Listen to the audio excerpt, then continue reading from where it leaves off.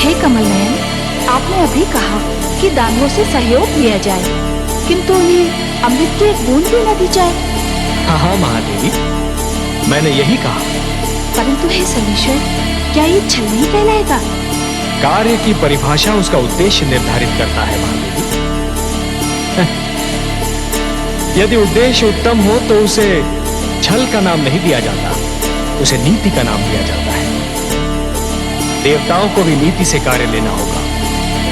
छल तो गुरु शुक्राचार्य कर रहे हैं महादेवी। उन्होंने भगवान शिव से कहा कि संजीवनी मंत्र उन्हें मानव कल्याण के लिए चाहिए, पर क्या वो मानव कल्याण कर रहे हैं? वो तो संजीवनी मंत्र का उपयोग केवल दानव कल्याण के लिए कर रहे हैं। और ये छल है देवी, यही छल है। और इसके उत्तर में कोई भी कार्य, भले ही उस पर छल का संदेह ही क्यों न हो, उचित ही नहीं उत्तम भी है। आप तो उत्तरों के उत्तर हैं, तर्कों के तर्क हैं और उद्देश्यों के उद्देश्य हैं कमल नयन। आपकी हर बात में रहस्य होता है। नारायण नारायण। आइए देवर्षि। प्रणाम। प्रणाम सर्वेश्वर। आपने बुलाया मुझे? हाँ देवर्षि, हमें आपका सहयोग चाहिए। हे लक्ष्मी नारायण, ये तो आपकी महानता है कि आप मेरी सेवा को सहयोग का नाम देते हैं। आदेश दीजिए।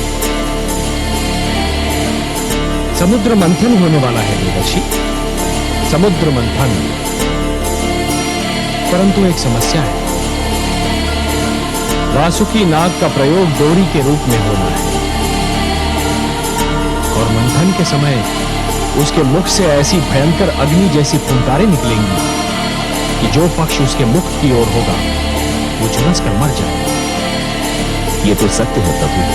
समस्या ये है देवर्षि कि यदि दानव मरे तो दैत्य गुरु शुक्राचार्य उन्हें पुनः जीवित कर देंगे, और यदि देवता मरे तो उनकी संख्या कम हो जाएगी और समुद्र मंथन संभव ही नहीं हो पाएगा।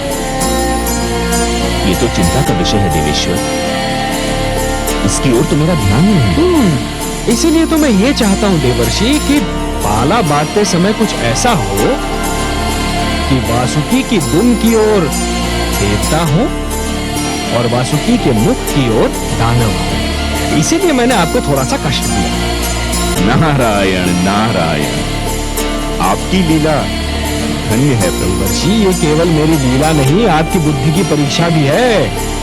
वासुकी के मुख की ओर दानव और दुम की ओर देवता। बस ये समझिए कि आपकी क्षमता की परीक्षा है ये। आपको परीक्षा लेने में और मुझे परीक्षा देने में जो आनंद आता है, उसका अनुमान केवल मेरी लक्ष्मी माता को है। क्यों माता? नारायण नारायण।